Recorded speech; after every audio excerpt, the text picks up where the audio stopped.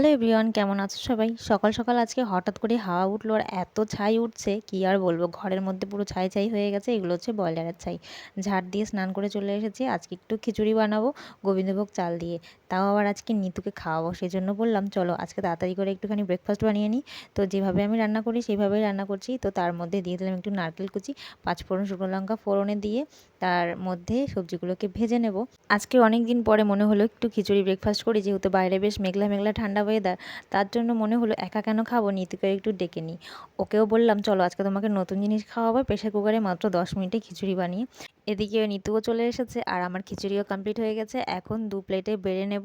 আজকে না খিচুড়িটা একটুখানি বেশি টাইট হয়ে গেছে, মানে ঝোলটা একটু কম হয়ে গেছে। একটু ঝোল ঝোল থাকলে বেশ ভালো লাগে। তো আমরা খিচুড়ি খেয়ে এদিকে একটুখানি চা বানিয়ে নিয়ে বসেছি।